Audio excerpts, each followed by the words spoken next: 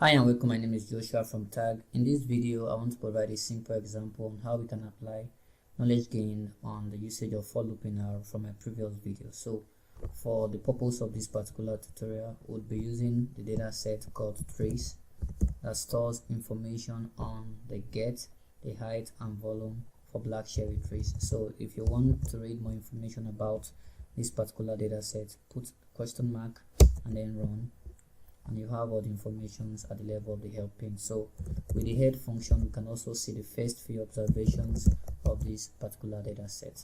So what I'm going to do to make this tutorial very interesting is to create a new variable and store the data set in this variable. So this can be available in the global environment to give us a quick information about the data set. 31 observations of 3 variables, interesting. So you can click on this and you would have access to the entire table from this particular place. So the next thing I'm going to do now is to have like a quick recap to some of the things we learned on how to use the for loop in R. So the first example I'm going to do, I'm going to use the get column. So now to make this very interesting and simple, I'll just use the sample function to take just 5 samples from the entire get column. And so what I'm going to do is to say I'm sampling from get, and I just need 5 samples without replacement. So having done this on the global environment, this is available, but I'll choose again to print, so this will be available for me on the console. So to use the for loop, it's very simple. You say for, this is observation I in the variable we have created gt. What do you want to do?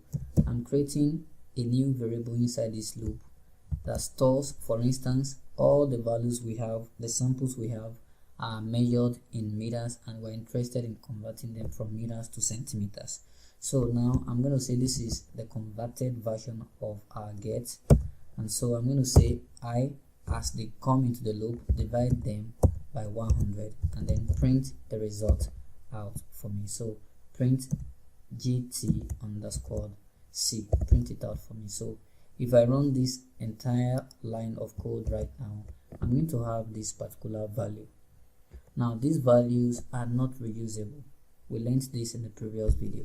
So we agreed that one of the ways to use the result of the for loop function is to introduce this concept of counter. So I'm going to create a counter called get counter, like gc, and it's just numeric variable that is empty. And so what I want to do in this case now is to use the for loop again and say for I in now 1 to length of gt. Now what do I want to do? So what I want to do is also to create a new variable with a different name from that one, gt underscore c. And so what I'm doing here is to say gt, the first value of gt, divided by 100, and then go to our counter. The first value in the counter, give it the value that we have for the converted version of our get inside the loop. So that is gt underscore c. So if I run this entire line of code, now you would see that that value is already available on the global environment, but I choose again to print it out. So this would be printing out the get counter, and then we have this value now reusable. So let's apply this on the entire get column, not just on the sample. So we go back to reset our counter back to 0. Don't forget to always reset your counter, and then you write your for loop again to say for observation I in 1 to length of that $sign get. So what do you want to do? That will be what we have inside the loop now. I am creating a new variable called gconv in this manner, and I want it to take every values for get, every observations for get, divided by 100, and then go back to our counter, store it in the first values that goes into the counter. So now gconv. So if I run this again, if I run this entire line of code, I have a new value for my counter, which is now the converted version of the get for the entire get column. So if I print GC or just pressing GC, then I have all these values. Very easy. I can add this value now to the entire data set that we have in a variable called that. So what I will do is to say that, and then I call this thing gt underscore cv, like this. That is the converted version of our get, and I said is the value that we have for GC currently available on our global environment. So if I run this and you check the global environment, you would see now that this particular thing we have here, the dat, is now having 31 observations of 4 variables. So you can click and you would see the new column we have just added to that particular data set. So in the same manner, I am interested again, just for us to have a good understanding of this concept of for loop. Let's take for instance that this information that we have in the data set that is not just for the black cherry trees as we have seen from the documentation available. Let's take for instance that it is for 3 species. So I'm creating a new variable called species, and so let's take for instance the first species is Melina, the next is Tectona, and the last species is Terminalia. So if I run this, now I'm creating a new column called species where the X starts with capital letter, quite different from what we have on line 33.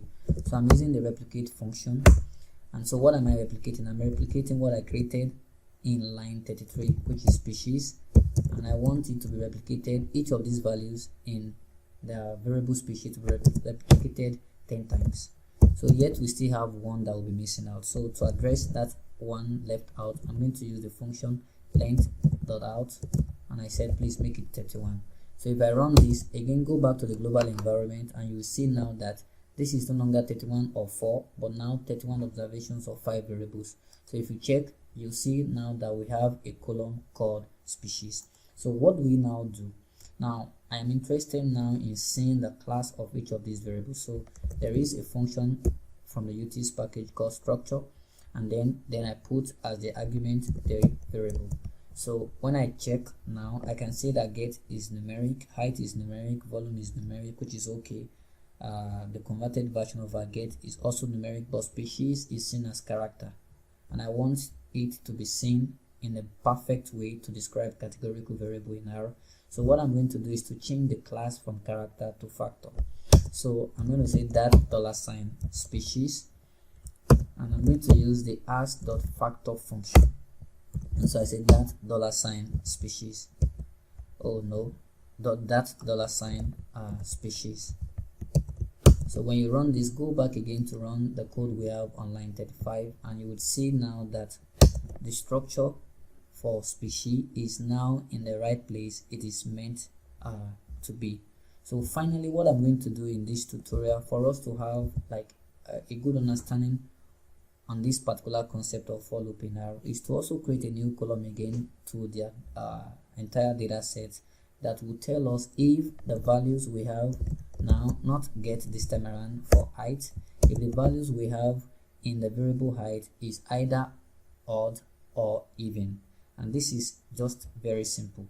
So now I'm going to create again a counter, but I'm going to call it height mask HM in this manner, and I'm going to say this is a character variable that just have empty, that is empty.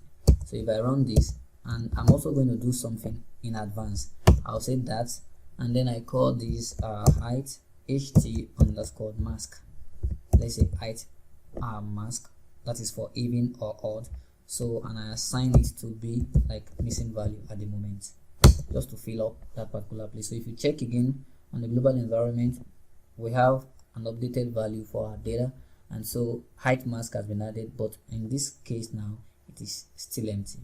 So now let's use the for loop. Now understand that we have created a counter. I don't know if this I've run this particular line of code. Now that is done, and then this is already there. So I'm going to use this if now, this for loop, and then I say for I in one, now number of rows. That's what we're going to use now, because this is no longer a vector, it is a data set, a data frame. So we use number of row for that. Now what exactly do I want to do? So if this is a conditional statement, if now that $ height, we're interested in these values that we have in that $ height. The first observation, if the division of this observation with 2, the division of this observation with 2 gives 0. So if this is done, what do you want to do? So that is what you are going to have here. So we have a counter already. So in the counter, which is GM, just say this is even. No, don't write even, because this you quote it. So you say this is even. Otherwise, if it is not even, you say else. If not even, now say GM, give GM the value of odd. So we're not yet done with this particular line of code. Give GM the value of odd, and then go to the entire data set. So now don't forget how we index a data frame, put in the argument for the rows and the argument for the column. Now this is the same observations that is currently in the loop, and so for the column that I have created already, which is a column called ht_mask. So now whatever thing that we want to put in that particular position in the data frame would be what we have in our counter, which is at the GM. Now the counter we have is HM, not GM, height mask. So HM, and then this will give us, store this result to in HM. So let us run this entire line of code and see what will happen. So if we run this, and then now let's see what happens with HM, or let's go to the entire data set and see what happens. Then we have here height mask that is still empty, which I'm going to remove, and then we have all this information. So now let's go back to remove that particular stuff from the entire data set. So I'm going to say that I should have done this before I wrote that for loop, so I'm going to say that, and then I'm going to subtract that is assigned to that -6. I'm removing the 6th observation. So now that particular one is out of the entire data set. So another way to do this again is using this very simple function available in R. This function is called the if-else function. So I'm going to create a new variable again, but this time around it's just for practice, and then I remove the column. So I just call it gg for instance, and then I'm saying if x in this manner. So then I said that $height, if the division of this by 2 gives 0, gives me 0. So what do you want to put? I want to put even, otherwise I'm putting odd. So this is a very fast function, and so if you run it, go again and check the entire data, you would have gg to be the same value we have for the column height_mask. So the same way that we removed the 6th column that was not useful, we could also remove the 7th column. So I just go to this line 53 and then I put 7. So if I run this entire data set is reduced to just 31 observations of 6 variables. So before I close, this is just beyond the scope of this particular video, because I will still have a time devoted specially to data visualization, but I just want to have like a simple visualization, like a bar plot. And so I load the library ggplot. So if you don't have the ggplot2 package, you can easily go to packages, and then we have talked about how you can install package. You can install it, and then with the library function you can load it for you to start using it for your work.